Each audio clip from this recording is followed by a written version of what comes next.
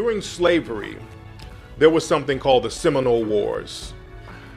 There were many slave rebellions in this country that a lot of people don't talk about.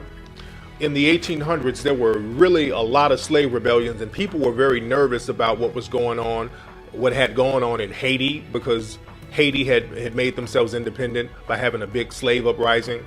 There was the Nat Turner Rebellion in the early 1800s. People were still shook about that. You had the Denmark Vesey.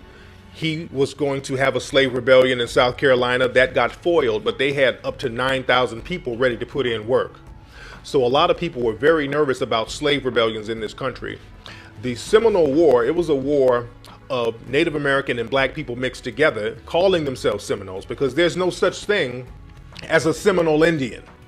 A Seminole Indian, it's a made-up term.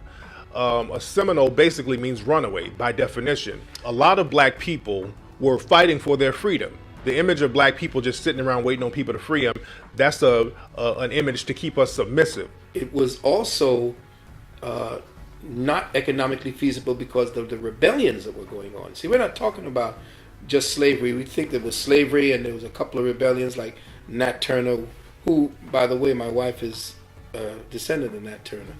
And they were thinking that it was just Nat Turner. They were burning and destroying, and there was true guerrilla warfare going on. Ending slavery was not the reason a civil war was fought at all.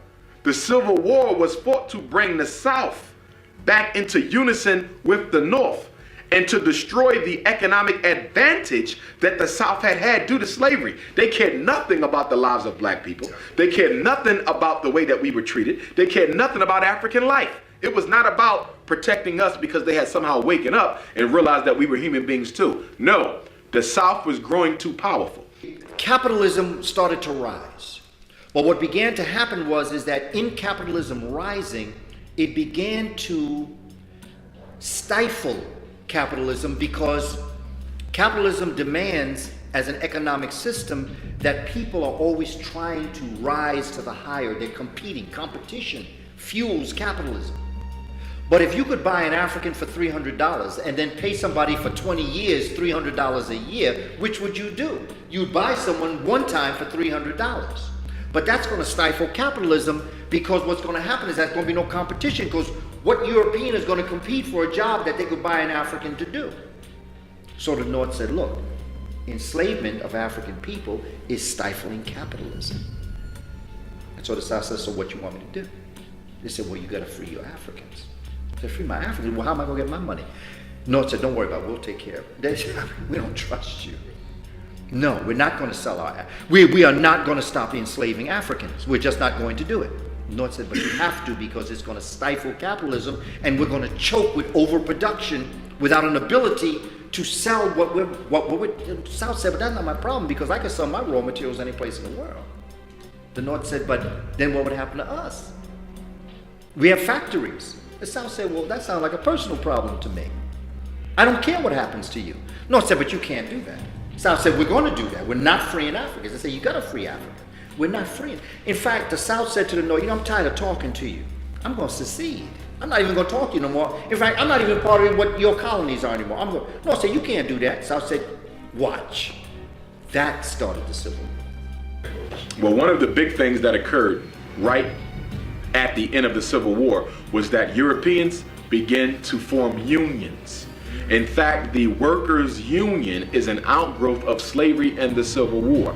When it looked like the cause was lost for the Confederacy, white men began to organize themselves into labor forces. Why did they do this? Because you are about to see 2 million enslaved Africans set free who have skills that equal or supersede your own, who would now be able to compete and vie with you for contracts and livelihood. That was a significant area of concern for white men.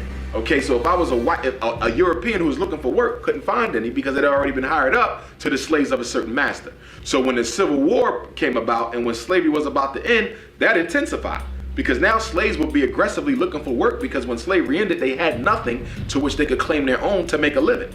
So that bothered Europeans, and they set up agreements, okay, with those who had industries and those who had stores, that you could only hire someone who was white who belonged to a particular labor's union. In fact, some of the first unions were started right here in Pennsylvania. And a lot of black people fail to realize the origin of the union. The union is nothing but a collective force of white people who are protecting jobs for themselves and keeping them away from black people.